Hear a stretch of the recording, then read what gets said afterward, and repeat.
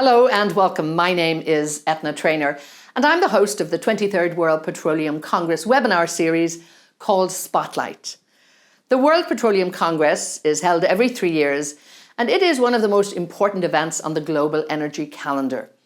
It's taking place in December 2021 in the host city of Houston, Texas, and it will present a unique series of conversations with thought leaders from around the world. Now, in this series of webinars, we will bring you candid insights into a multitude of innovative solutions that will help to shape the future of energy. The World Petroleum Council and our Congress sponsors are delighted to be able to provide these enriching conversations for all of you. This, of course, is in keeping with the World Petroleum Council's central purpose of facilitating a dialogue among internal as well as external stakeholders. The Council is seeking solutions to key technical, social, environmental, and management challenges to sustainably manage the world's global energy resource for the benefit of everyone. And this is our first episode: the state of the global energy industry. The 23rd World Petroleum Congress launches the first in a series of conversations with global thought leaders. The series is going to be focused on the essential role that innovation plays in securing a safe and sustainable energy future for everyone. Joining us in this conversation, Keisuke Sadamori. He's the Director of Energy Markets and Security with the International Energy Agency. Mike Sommers also joins us, and he is the President and the CEO of the American Petroleum Institute. And also we're joined by the President of KAPSARC, Adam Sieminski. This session will be moderated by Alan Thomson. He's the Managing Director and Senior Partner for BCG. And these leaders will now share their perspectives on the current energy landscape. So I want to hand over now to Alan to guide us through our very first episode. So Alan, over to you. Thank you, Edna, for the great introduction to episode 1, and welcome to our panelists today. Keisuke, Adam, Mike, welcome to this panel. Really looking forward to the discussion this morning. We've got a lot of ground to cover, so we're going to get right off and talk about global demand. We've seen, as a result of COVID-19, massive implications on oil and gas demand around the world this year. We've seen some of it recover, but it's quite uncertain what the future looks like. Adam, from your perspective, what does the new normal look like going forward? How are you thinking about it from your perspective? Well, Alan, in the short run, this year has been pretty challenging. The entire energy industry has been impacted, along with everybody else, by COVID-19. In April, we had an unprecedented drop in oil demand from near 100 million barrels a day, probably down to somewhere near 75 or 80 million barrels a day. It is beginning to recover now. And I heard that you actually ran into some traffic coming into work in Houston this morning. I think that's one of the signs. I did. We had a big drop in oil prices. We had oil back down to $20 a barrel, but it's recovered now. I think that in the short run, we're going to see a relatively steady recovery. It's, of course, dependent on what happens with the pandemic. Longer term, the Energy Information Administration, which I used to head in Washington, just published this week their long-term global energy outlook. And what they said was there's going to be a tremendous growth in renewables. Everybody, I think, thinks that that's probably a good thing from the standpoint of climate and the environment. But they also said that oil and natural gas are still going to be very strongly represented in the global energy mix all the way out to the year 2050. Great. Thanks, Adam. Mike, let's focus a bit on U.S. downstream. Obviously, refiners in North America and the U.S. have been dealing with changes for many years. Now they're looking at biofuels as part of their supply. How are you seeing specific products like gasoline and jet fuel, just given the disruption in the aviation sector? Any thoughts around what the outlook is for U.S. downstream? Yeah, thank you for this great opportunity to be with you all today. And let me just echo, a point that was just made first off, which is to say, and I know our other guests can speak to this, that based on IEA projections, even if the goals of the Paris Climate Agreement are met, oil and natural gas will still account for 47% of the global energy mix by 2040. So, we're very confident that in the short and the long term, that this industry is going to be around for a very, very long time. And, we expect that demand is going to come back, once we get through this terrible, global pandemic. And we have to get through it soon. Because the world economy, can't continue to be shut down in this way. And if we're going to get this industry back, if we're going to get the world economy back going, we got to get through the pandemic first. But we're very confident that over the course of the next, few months and year, that demand is going to come back for these big products that energy producers across the world are producing. Of course, we're concerned about the downstream as well. We are starting to see gasoline based on API projections. We're starting to see gasoline demand come back in the United States. Here in Washington, D.C., we, of course, are seeing a lot more traffic right now because people are, whether it's COVID fatigued or whether they need to get back to work, or it's the fact that schools are starting to open again, we're starting to see gasoline demand come back. Prices are still, very low for gasoline, but as we get through this global pandemic and COVID, I'm confident that people are going to start getting back to work because of all this pent-up demand, and people are going to start flying on airplanes again as well. I'm still traveling, and every time that I get on a plane, it gets busier and busier. And based on the numbers that API produces, we expect that demand to come back relatively quickly once we get through the pandemic issues that we've been dealing with. Thanks, Mike. Keisuke, IEA just published its World Energy Outlook 2020 recently on October 13th. From your perspective, what did you find most interesting and surprising about this year's outlook? With this, the very unprecedented situation with the COVID-19 pandemic, this year's World Energy Outlook, the 2020, focused on the short term, the energy outlook, including the impact from the COVID-19. And the key findings is that the COVID-19 lowers the energy demand by around 5% in this year, 2020. And the energy demand, of course, will recover if the pandemic is under control next year, then it will recover to the pre-COVID level in 2019, probably by 2023. And that's in the central scenario. But of course, if the pandemic stays longer with us, then this recovery will be pushed back, may be pushed back a few years later. And among the various fuels, the oil and coal are actually the hittest hard, the hardest hit in 2000, this year. And the oil demand will decline by more than 8% and coal by 7% this year. And of course, with this, the CO2 emissions will decline by 7%, the kind of more than the decline in energy consumption. So the renewable will be the winner. In particular, the solar PV is becoming what is called the new king of the electricity supply. Thanks so much.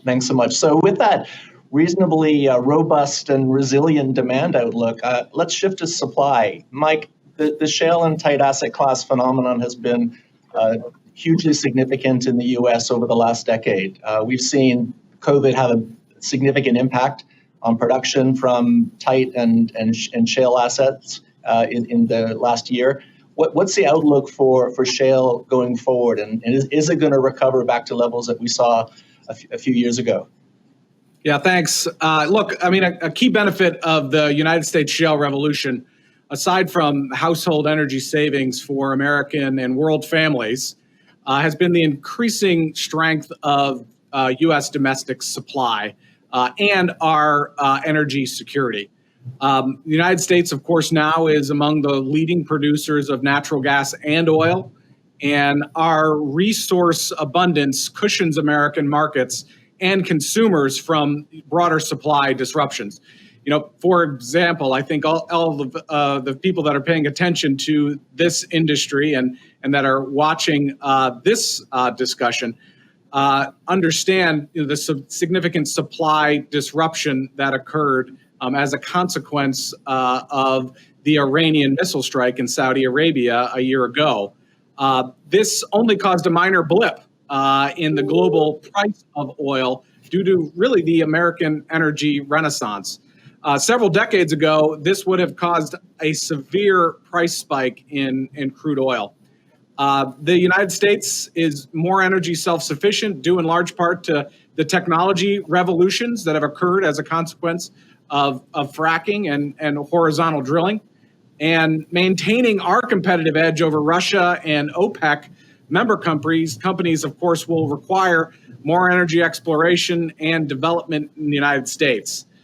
There are, unfortunately, many lawmakers in the United States that are now discussing banning these kinds of techniques, which we would, of course, be very concerned about from an energy security perspective, but also from a consumer cost perspective.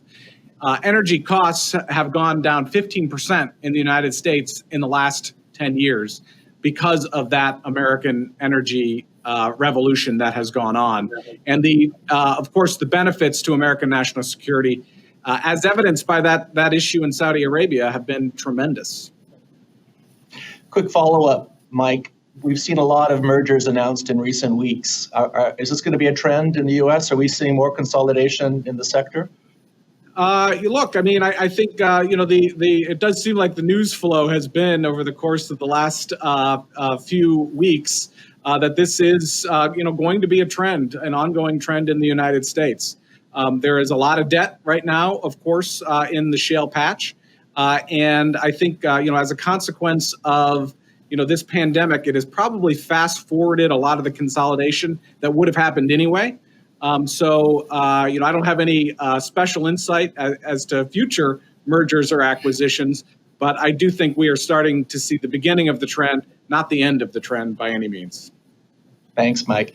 Keisuke, when you look at the supply from OPEC Plus, including Russia, what are your views around supply capability going forward? And I'm interested in your point of view with regard to the ability to fund the required future production over the course of the next 5 to 10 years. Any thoughts on that perspective on OPEC Plus supply? Well, first of all, I fully agree that U.S. shale, both in oil and natural gas, they contributed to the very kind of substantial growth, major portion of the global growth in oil and gas supply. And it's not only about the quantity, but also about the flexibility in supply, absorbing various shocks in the past, both in oil and gas. For instance, the LNG supply, we had a very drastic decline in the first half of this year, and it was actually the US-based LNG who played a major portion of the absorbing that supply shock. So I think that the important role should be emphasized here. Now, as for the other producers, OPEC or the OPEC Plus countries, I think that with the recovery of oil demand, oil consumption, well, it depends on the pace of recovery from the COVID-19 situation and also the economic recovery. And there may be some slow recovery in the coming years. It depends. And so under this, the uncertainty, the producers all around the world, including the OPEC Plus group, will continue to be put under the stress and will have to maintain some form of production cut arrangement, I guess. And among those producers, low-cost countries with strong financial buffers, such as Saudi Arabia, Russia, Kuwait, and UAE, they are in a rather better place to weather the storm.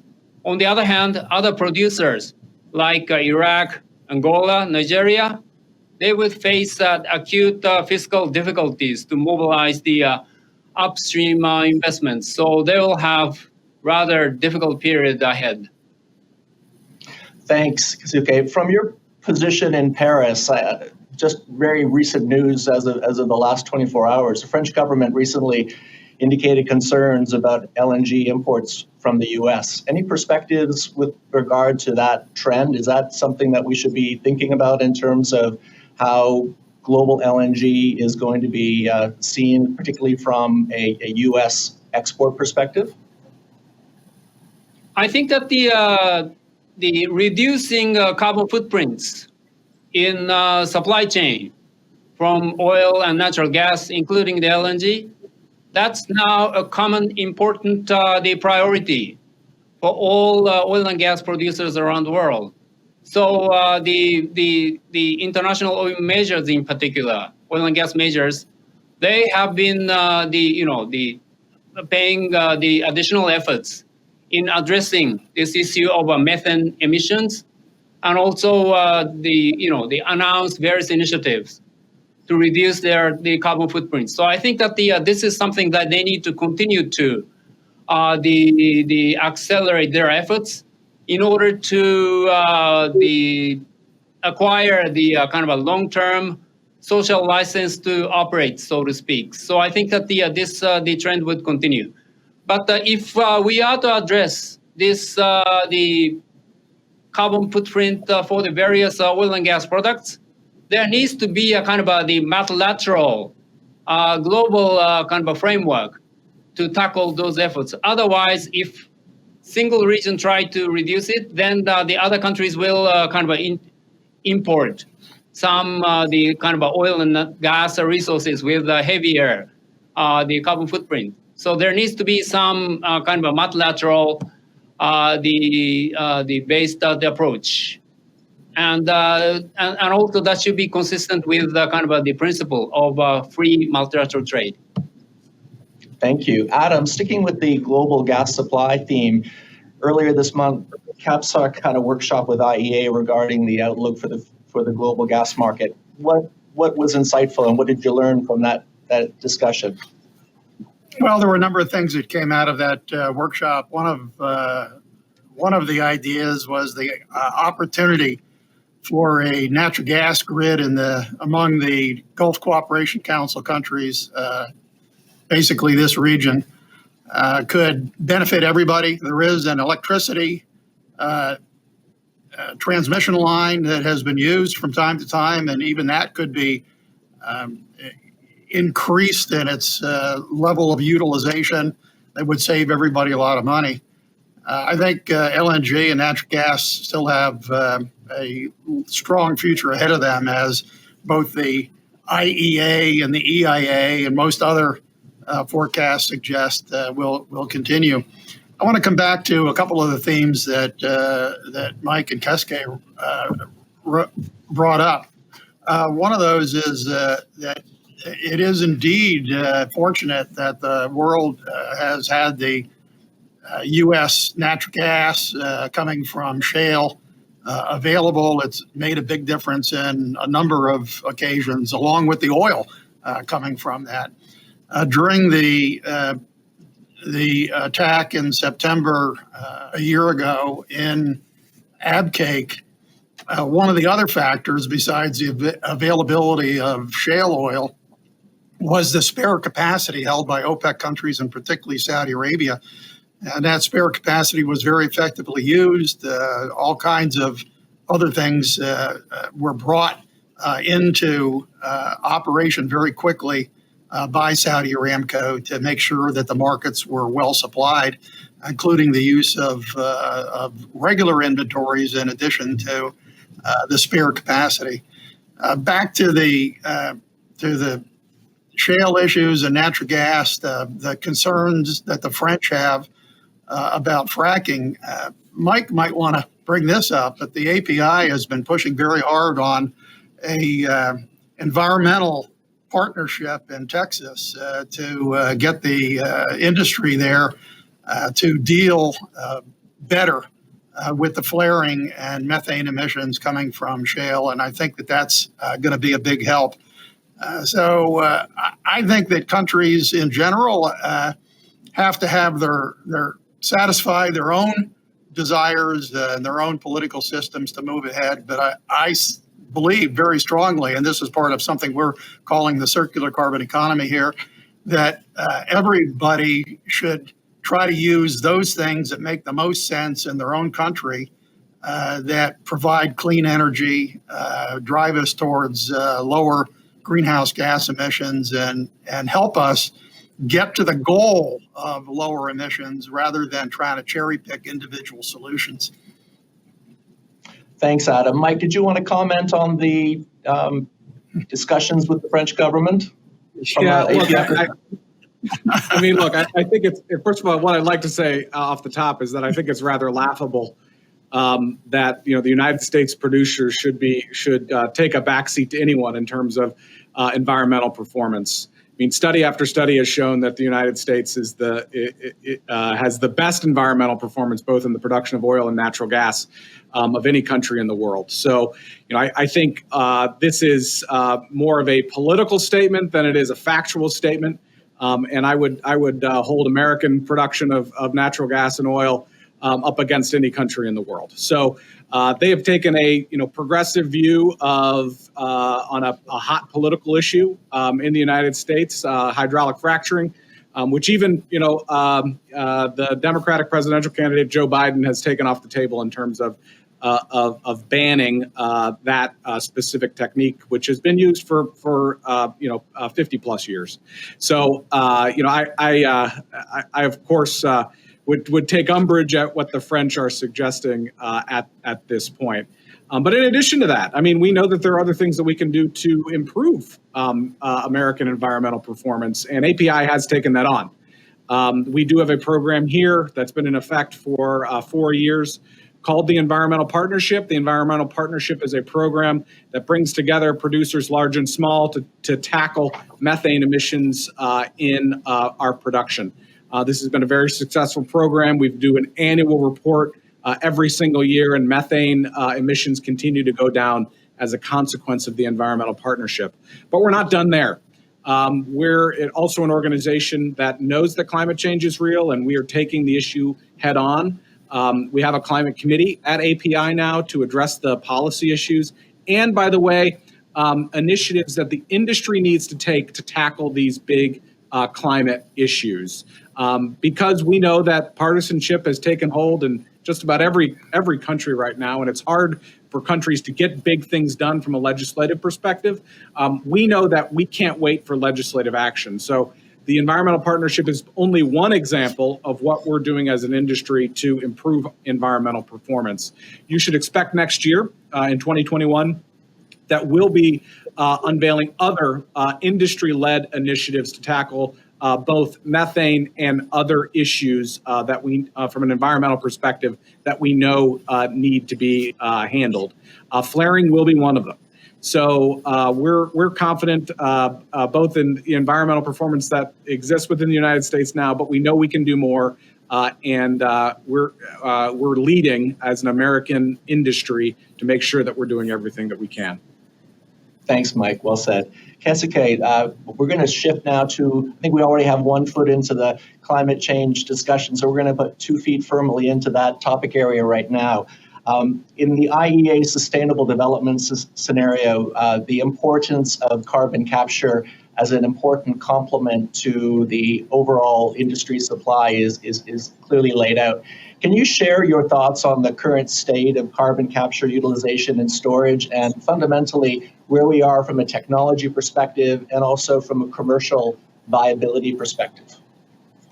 We at the IEA believe that all low carbon technologies must be mobilized to achieve the sustainable the energy development path. And we consider that the carbon capture utilization and storage that should play an important role. And that was also made clear by the circular carbon economy, the initiative by the G20 Saudi Arabia, which was supported by the KAPSARC, the Adams the job, and the IEA also contributed in this the carbon capture and utilization area.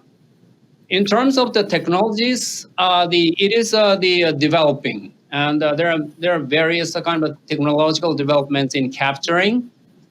And but the critical issue is the how we can ensure the incentives for the industry to take on various projects.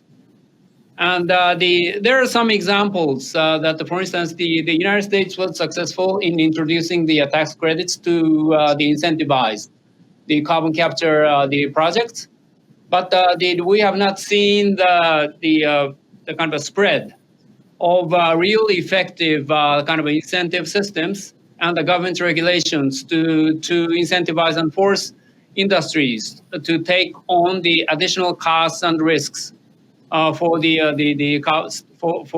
taking on the carbon capture and storage projects. The another element is if we can find a good way of utilizing the captured carbon. At this moment, enhanced oil recovery is virtually the only kind of effective way of using the captured carbon. So all in all, we need to undertake and accelerate both the kind of the innovative technologies for the using the captured carbon, but also good systems to incentivize the storage of the captured carbon in the ground. We consider that that's a very important part of the low carbon economy. And also, it will be a good way to use the existing the energy assets. As reported in the World Energy Outlook 2020, it also emphasized that not only the new assets, but the existing energy assets, power plants, buildings, vehicles, plants, they will continue to emit the carbon decades to come with zero buildup of facilities. And only the CO2 emissions from the existing assets would be strong enough to increase the global temperatures by 1.65 degrees Celsius.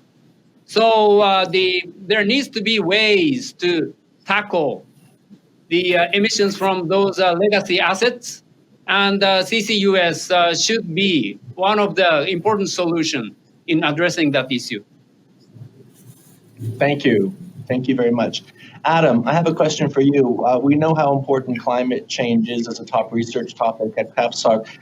Can you describe your view on the role of government and policy to complement changes that corporate players and operators need to be making to affect real change? Yeah, I think that there seems to be a tendency to believe that corporations are the ones that have to do all of this work, but I think that consumers have to play their part and governments have to play theirs. We need good regulatory systems. This is what Keisuke just mentioned. And governments can help provide the financial incentives and financial infrastructure to really drive this forward.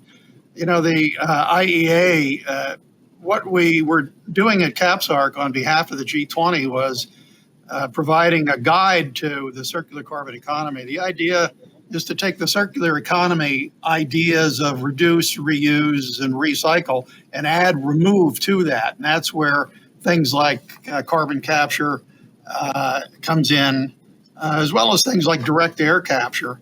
The IEA did some great work associated with this, and you can find it on, I've got a little advertising, www.cceguide.org. All of the reports are there, and there are 3 reports from the IEA. One on energy efficiency, hugely important. Air conditioning, the growth in air conditioning around the world is terrific. I mean, really strong, particularly in Asia, Africa, and parts of Latin America, and that has to be addressed. Improve building envelopes and things like efficient vehicles. As Keisuke said, the IEA also did a great study on carbon utilization. And in addition to enhanced oil recovery, there really are some opportunities in things like fertilizers, methanol and ethanol, and even fuels coming from CO2. And the final report that the IEA did, and everybody seems to love this idea, is hydrogen. There's green hydrogen that can come from electricity and water. There's blue hydrogen where you can use natural gas or oil as a feedstock and sequester the CO2. All of these things are really terrific. We had the International Renewable Energy Agency do a lot of work on wind and solar as well as bioenergy. So, and the OECD came in and said, here are the kinds of policies that you need to really move these things forward. I want to end up just with circling back to the idea of carbon capture. The Global CCS Institute did a study that looked at carbon capture. Costs are starting to come down. I mean, there's no reason why the technological innovation in this area can't be just as strong as we saw in wind and solar, for example, over the last 10 to 20 years. All it requires is a combination of corporate, government, and investor interest in the area, and I think we're going to see that happen. Thanks, Adam. Mike, it could be argued that Europe has been, I would say, more ambitious and more aggressive on setting both policy goals and oil and gas companies setting specific strategies related to lower carbon businesses. I think it's fair to say in the last couple of years, we've seen the API position change significantly, and we're starting to see the ESG commitments being clearly stated in many of the oil and gas companies in the US.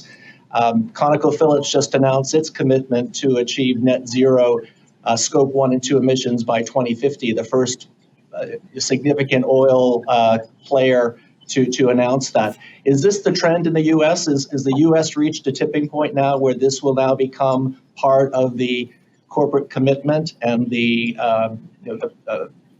commitment for players in the U.S. going forward? Yeah, I mean, look, from our perspective, climate is a key issue that has to be addressed within the United States and around the world. I think my view is that there does have to be a global solution here because it is a global problem. And my member companies, which include the largest American and international players, are committed to addressing this key issue. As I said at the top, IEA says we're still going to use oil and gas for 47% of our energy by 2040. So, of course, carbon capture, utilization, and storage technology has to be part of the solution if we're going to address climate change. So we need to get ahead of the CCUS issue as well. And 45Q, the tax provision that was referenced earlier, is something that we support, and we're looking forward to working with whoever fills the Oval Office here in the coming weeks on how you continue to incentivize those kinds of programs. ESG, of course, is going to be a big issue that I think all of my member companies and the global oil and gas industry is going to have to deal with. But I do think that it in some ways the data speaks for itself here. The natural gas and oil industry is addressing the risks of climate change by producing cleaner fuels to meet our growing energy needs. U.S. carbon dioxide emission levels are at the lowest they've been in a generation. And I think we're going to continue to make progress in this space.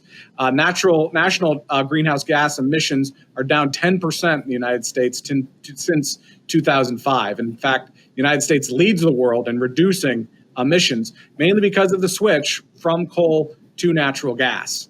But we'll continue to tell that story. But we also know that ESG is going to continue to be at the top of the mind for both our member companies and for investors. And we'll continue to meet the challenges that they're putting forward to ensure that we're meeting our environmental responsibilities.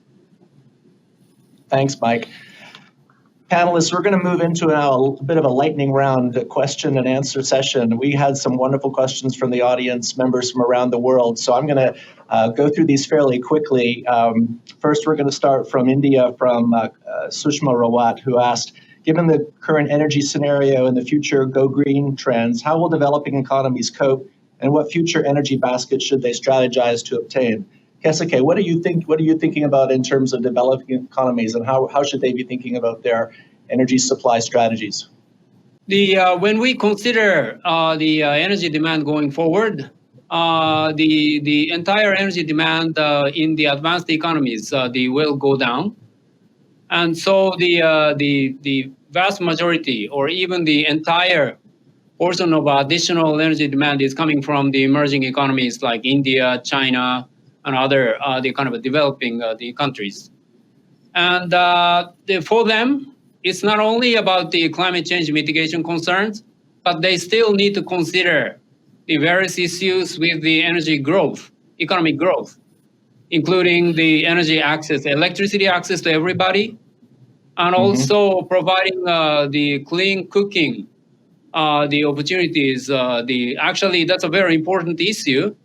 Especially the impact is the more on the kind of the women in those developing the economies in Asia, and also in particular the sub-Saharan Africa. So of course the emerging economies they have to take advantage of this situation where the renewable costs are declining quite rapidly. So there's even a chance for them to somewhat leapfrog the energy systems of the advanced economies, and they can jump on to more renewable-based the low-carbon systems. But also they need to consider the how they can supply the increasing demand. So overall, very comprehensive the all-fuel, all-technology approach would be needed for those emerging economies. Thank you. Adam, I'm going to ask you the next question. It's from Nigeria, Ifeoma Okeke, who asked, what do you consider as the biggest threat to petroleum exploration and production? And what are the possible solutions that will encourage investors to stay in the sector in the future? Well, right now, earlier in our conversation, we talked a little bit about this. It's very hard to finance equity in the energy industry now. Debt is limited, and with oil prices at $40 a barrel, and there are a lot of people who believe that that's still not replacement cost. Cash flow is constrained. So I think that maintaining stability in the oil markets is still going to be a paramount thing. I would say that as far as keeping exploration going, we need to have good environmental track records. We have to have access to capital and continuous improvements in the technology. One of the best things that the industry can do for everybody in the developing world, actually everybody in the world, is make sure that it stays affordable, make sure that it's sustainable, and in that case, I think that the geologic base will support continuing use of oil for some time. Thanks, Adam. Our next question is from the United States, Michael Loudon, who asks, it seems that some voices in the financial press are in a hurry to write an obituary for the oil and gas sector. What are the one or two things that you wish they understood? Mike, I'll turn this one over to you. Thanks. Great question. What I'd start with is that, we expect in the next 25 years that the world population is going to increase by 30%. And energy needs, as was discussed earlier, are also going to significantly increase, mainly in developing countries. And they're going to continue to get their oil and gas from, or their energy from oil and gas. And we want, of course, the United States to be at the forefront of delivering that kind of energy. So I would encourage people to actually look at the facts rather than what the financial press is saying about a lot of these unproven technologies. And we're very confident that oil and gas are going to play a very significant role in the energy future, and it's going to maintain it's standing as a top-notch investment class as a consequence of that. Thanks, Mike. I'm going to jump to a question from the Netherlands from Peter Kootman, who asks, is there a shift towards the electrification of energy by IOCs aiming to engage in the full value chain from a gas well to consumers' plugs in their home? Keisuke, what are your perspectives in terms of the evolving business model of traditional oil and gas players to play in the electricity and power sector going forward?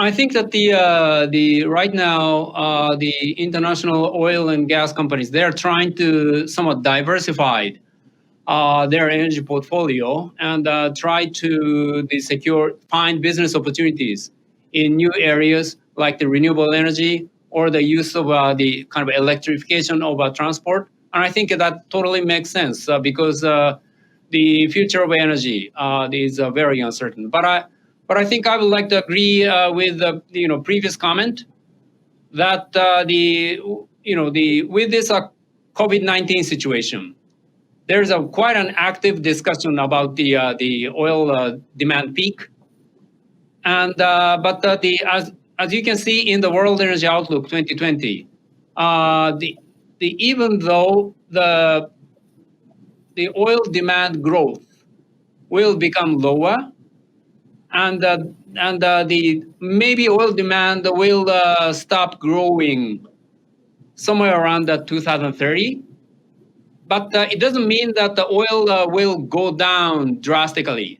So that means that the oil and gas, and also natural gas, they are actually very important as the least carbon intensive fuel, and also the clean fuel, and also the fuel to provide flexibility to the electricity and energy systems. So they will continue to play a very important role. And as we see that the existing oil fields and gas fields, their production will decline from the existing fields. So that means that we will continue to need additional investment to meet the demand from the global the energy systems. Thank you. Adam, I'm going to ask you a follow-up on that one. Do you think oil and gas companies can be effective and compete as energy companies in the electricity supply chain? What are your thoughts? I think a lot of this is going to depend on which company you're referring to. Certainly in Europe, I think that there will be a big move towards electricity. In other areas of the world where that is not needed as much, we might not see that. I think the industry itself certainly has the organizational skills and the capital to make a move like that. But I think it'll depend on the company and the national circumstances. Clearly, making electricity a focus is really important, particularly in a world where 1 billion people still don't have electricity, and the need for lighting, for air conditioning, and clean cooking is still critical for everybody. Mike, any perspectives from your side on that question of the role of oil companies in a future energy supply chain focused on electricity? Yeah, I'd like to associate my remarks with Adam. I think he's absolutely right that some of these discussions of a so-called green recovery you can't get there without oil and gas. At API we talk about what we call the energy trilemma, that every energy source has to meet. You have to be affordable, you have to be reliable, and you have to be cleaner. And I think what we're seeing over time is that the oil and gas industry is meeting that trilemma. We know we have a lot more to do. And I do think that we're going to play a very significant role in the energy future because I think we're closer to meeting the trilemma than just about any other source. So we're confident about the future. I know that oil and gas is going to play a significant role in making that future, just as it has for the last 150 years. We have time for one more question, and that comes to us from the United Arab Emirates. Thanks, Sami Mohammed. What are the new challenges for the energy sector given the current COVID-19 pandemic situation? Mike, over to you. Well, I think the biggest thanks. I think the biggest challenge, of course, is how we get demand back. The COVID-19 pandemic, I think, has been the biggest jolt to the oil and gas industry in our history. We've dealt with supply issues before, we've dealt with demand issues before. What we've never dealt with before is the combination of supply and demand issues. And I'd add another thing into that. The other thing into that is the political pressure that has come as a consequence of the American presidential election, and the political pressure that's coming internationally as a result of the challenges of climate change. So this is a really critical time for the industry, and it's going to require the industry to work together and to work together with partners that understand the importance of this industry to continue to grow. Thanks, Mike. We've covered a lot of ground in the last 45 minutes, and as we reach the end of our session today, I want to ask you each to reflect upon one major insight or one major message for our audience around the world that you'd like to leave us with. Keisuke, what's on your mind? Well, the one of the surprising thing is that what we believed before the COVID-19 situation was actually not true. I mean, in the past, I used to believe that the gasoline demand may decline, but the jet fuel growth would be very solid. And this is not what we are seeing right now. Rather, the gasoline demand and diesel demand are coming back with the recovery of the ground transportation, but the aviation sector is suffering very much. So in that respect, I think that there can be many surprises. And I think that's something that we found out of this, the COVID-19 situation, I think. Thank you. How about you, Mike? Well, I mean, I think that was a really, really great insight. We are seeing, diesel demand in particular pick up significantly because of, delivery of packages, from Amazon and other sources. I do think that this coronavirus pandemic has caused, significant sector-wide upheaval in U.S. energy. But I'm confident based on the numbers that we're going to see that we're going to rebound. It may not be in a couple of months, but we expect that in a year, 18 months, that we're going to see a recovery here within the industry. I think the thing that I've been most surprised about is the presidential campaign, where fracking has become a major political issue in the United States. And we have both political parties now agreeing that this is a technology that has been very good for the country and very good for our energy security. Never did I think that fracking would be a discussion point for the major presidential candidates in all of the debates and on the campaign trail. And it has been done so in a positive light. So we're confident about the future of the industry in the United States as a result of that. Thanks, Mike. Adam, over to you. What are your thoughts? Well, let me just conclude with, I think that affordability and access for all forms of energy is going to be critical as we move out into the future. And I really enjoy virtual meetings and workshops like the ones that everybody have been doing. But I guarantee you that my next vacation is going to be involving jet fuel and gasoline. So I'm looking forward to that. Thank you, Adam. Gentlemen, I want to thank you all for participating in this very enlightening and very interesting panel. Keisuke, Adam, Mike, thank you for your thoughts and insights. I appreciated the fact that we were virtual today and hope that next year when the Congress is in Houston, we'll be able to meet together face to face and get back to some semblance of normalcy. So to all of our listeners around the world, thank you for joining. I'm going to pass this back now to Edna for some closing comments on the episode, and she'll also share what's coming next in the episode 2. Edna, over to you.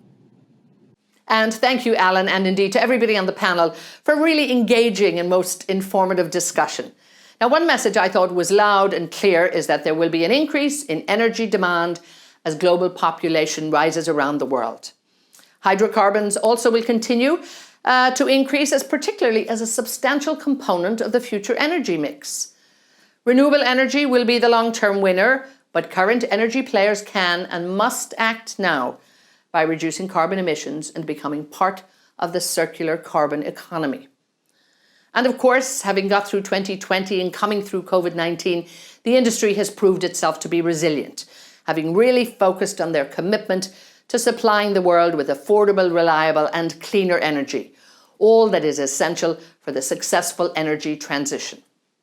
Now, a replay of this discussion will be available on the website for video on demand for viewing within 24 hours. And of course, looking forward to episode 2 of Spotlight, which will air in early December 2020. Our next session will be based on the theme, transformation of the downstream business. To all of you, of course, I want you to remember that the 23rd WPC is scheduled for December 5 to the 9th, 2021. So until next time, please follow the 23rd World Petroleum Congress on social media. It's hashtag 23WPC 2021 or hashtag WPC 2021.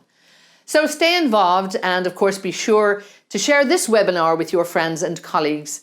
And from all of us here at the World Petroleum Council and the Spotlight team, thank you so much for joining.